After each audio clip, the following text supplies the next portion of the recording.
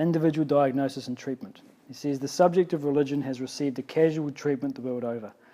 Hardly anyone takes up religion seriously, except perhaps the professionals who make a living out of it. And they too have no clue of what it is. Humans can ill afford to do so.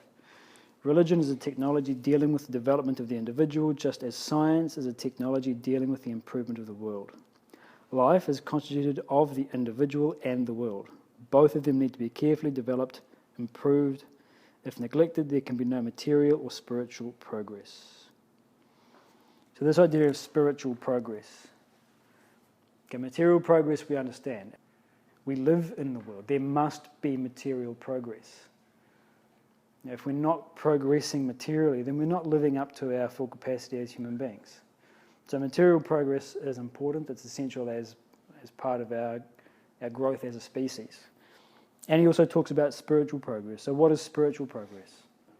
The idea is that we identify with higher values, and as a result we become less dependent upon the world. So if you recall at the very beginning of the text, page 21, there's a little diagram there, human evolution and dependence upon the world.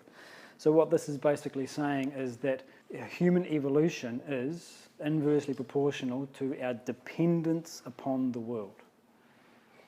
So the more dependent we are upon the world, the less evolved we are. The more self-sufficient we become, this is a mark of our spirituality, our spiritual growth. We depend upon the world less and less for what? For our happiness, or for the thing that we're striving to achieve through all of our activities anyway. And whatever word you want to use to call it, and we use this word happiness or peace, all of our activities are directed towards some experience, some inner state of something, whatever you want to call it. So the more we depend upon the external world to get that, then the less evolved we are. He says when you lack knowledge, you need to contact the sense objects of the world in order to calm your mind. That person has a desire for cigarettes. Right? And so after an hour, that thought comes, cigarette. After 2 hours, pushes a little more insistently, cigarette. After 2.5 hours, 2 hours 45, the mind is very, very agitated. And in order to quell those agitations, what does he have to do? Light a cigarette. And in that moment, there is that bliss, there's that satisfaction. He needs to contact the cigarette in order to gain that sense of mental peace or bliss.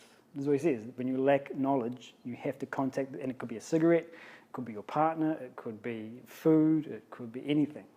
We contact that aspect of the world and we gain a sense of peace from it.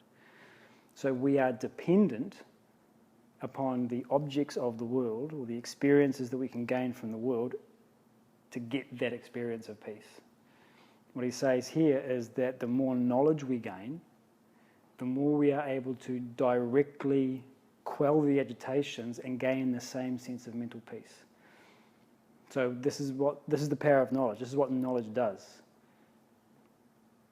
The moment we can quell our agitations with our own knowledge, then we don't need anything in the external world to give us that. We're self-sufficient. So we're gaining a sense of autonomy, self-sufficiency as we grow spiritually.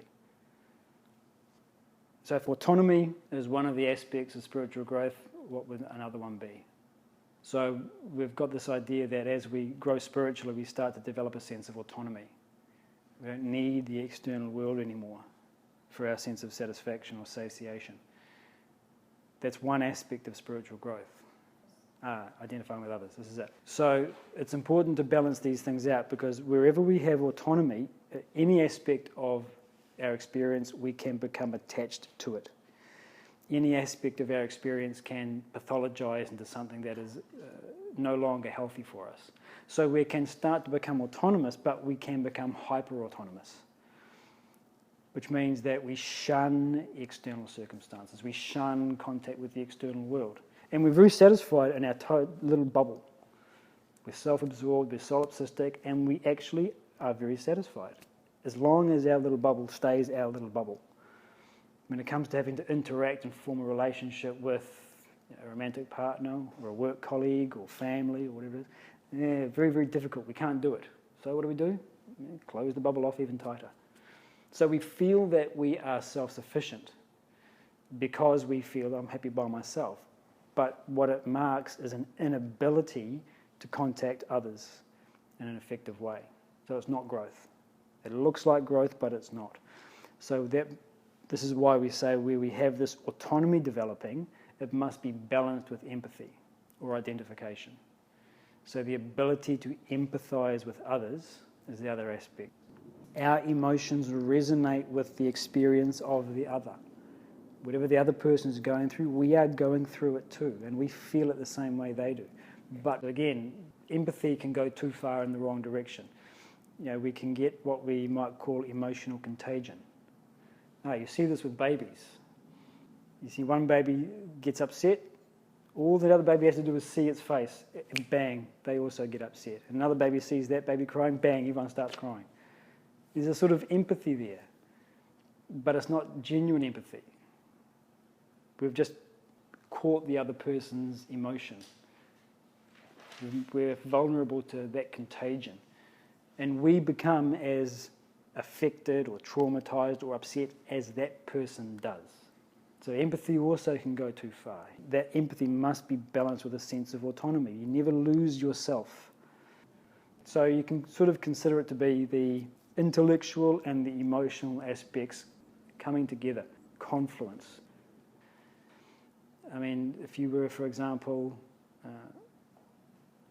working at an accident and emergency ward, all right, you've got a lot of people who are in physical pain, they're emotionally upset, they're worried, they're anxious. You have to empathise with those people, but at the same time retain enough autonomy so that you don't become drained and affected by what they are going through. So both are balanced out. So this is what we mean by spiritual progress.